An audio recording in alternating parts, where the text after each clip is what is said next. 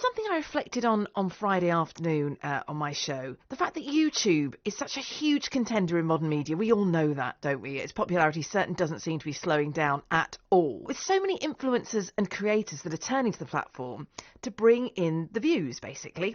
Investors are now turning to the streaming platform in their droves to combat the current financial crisis, maybe looking for that get-rich-quick scheme. Well, Asanka Weeratunge from the London Academy of Trading came on my show on Friday afternoon, and I started by asking him why it is we've turned to YouTube of all places and online to get investment advice rather, as we might have done a few years ago, getting it from a person in front of you. If there's any sort of time, it's probably the present where you want to take more control over your finance and essentially try and make your money do more. So more and more people are coming to that conclusion, but also it's probably the ease of accessibility. There used to be times when for you to invest was actually quite a long-winded process, whereas now, with the invention of online brokers and phone apps and brokers that you can just invest in immediately, more and more people are finding easy ways to invest. And if it's easier, people seem to think that the returns come easier as well, but that's actually probably one of the biggest dangers, is the ease of accessibility now. Well, that's what would scare me if it was on a mobile in my pocket, how easily you can hit the wrong button, and that's going to be something that you regret for many, many years to come. What sort of questions have you been asked? I know this is a new academy that you're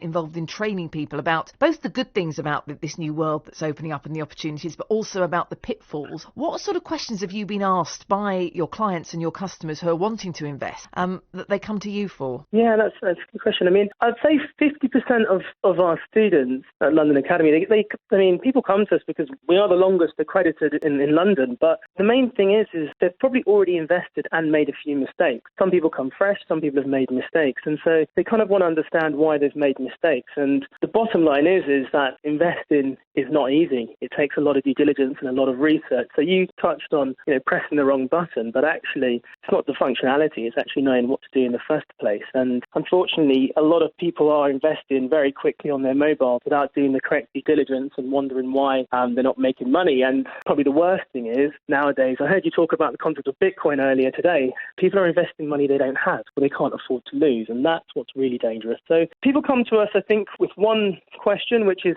how can we essentially benefit from financial markets? But more so, we'll focus on capital preservation and risk management. That's probably the key. How do we navigate without getting burnt essentially forever? So that's probably the biggest issue. Most people are wondering how can they do this safely? And unfortunately, that's not what you're going to get from such places as YouTube or Instagram is probably the worst, because everything you see on Instagram at the moment is just promoting wins and profits and getting rich quick, which is really not the case, unfortunately. But you get a very skewed view through Instagram, because at the end of the day, for every one person that posts a really successful story, there's probably been 100,000 that have completely burned and failed. But guess what? They don't post on Instagram. Another phrase I used earlier is buyer beware, because all these things, you know about the pitfalls. And I do think social media is very skewed. You're absolutely right. We only see the happy endings, the people who have been hugely successful. Is there a place for YouTube and websites like that in the world that you're dealing with? Surely finance should be kept separate from social media. Yeah, the thing is, with our students, I use the concept, I guess, learning to play football. There's only so much you can learn from watching hours and hours of Cristiano Ronaldo videos. You do need coaching, and you do need to take an academic approach to it, like from a base level. Unfortunately, just simply watching something and trying to replicate yourself without any feedback from professionals is where it sort of falls apart, which is why you need a football coach if you want to be a professional football player. So I think that's probably the danger. There is enough in terms of to help people understand, but I would always suggest that if you're going to put your money on the table, the due diligence is important. It's a similar situation, Erika, if you wanted to learn how to cook online and you made an amazing lasagna one day and tomorrow you opened up an Italian restaurant, the odds are it's going to fail. I can't cook either, to be fair. That was funny that you said that. I can't cook lasagna, and I certainly don't know anything about investing.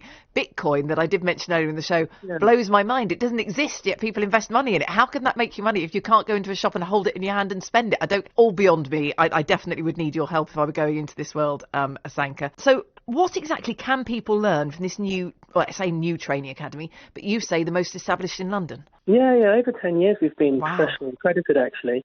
The main thing would be essentially how you could do this around your own personal skill set, because we have people that come from all ages, I think 16 to 84, backgrounds, professional, non-professional, royalty, professional athletes. So it's very diverse, but it's more about trying to fit it in around your own personal skill set and your time constraints and your psychology, and also, why do you want to do it? Unfortunately, if you just try to do this to try and make lots and lots of money very, very quickly, that's not the real way to go about it. You need to have a passion and you need to do your research, and we sort of go through all of those. And it sounds boring because we'll never preach get rich quick. We're absolutely against that.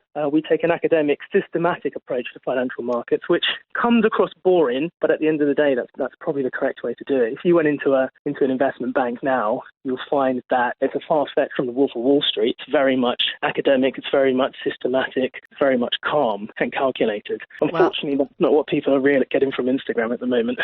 No, as I say, and it would strike the fear of God into me, but I love your message of just taking it slowly, one step at a time, and maybe get advice from someone like yourselves rather than going to a YouTube or an Instagram when you're talking about where to invest your money, because there's no topic more serious than that at the end of the day, is there, Asanka? No, absolutely. I mean, that's the problem, unfortunately. People see it as a hobby, but investment management, investing and financial markets trading is a profession, and people get paid well for it because it's difficult and it takes a lot of insight and research. So for us to believe that, for a lot of people believe that they could do it simply from their phone app whilst waiting to pick their kids up from school, is highly unlikely. And that's why we see a lot of people fall into the pitfalls, unfortunately. So a bit of due diligence is what I suggest if you're planning to put your money on the table. That's all it takes, really. Wise words from Asanka Weeratunge from the London Academy of Trading. I think if we're all going to invest our pounds and pennies at the moment, where every penny really does count, doesn't it, when you're looking at your bills and how much they're going up, you need to listen to the professionals before you take the plunge.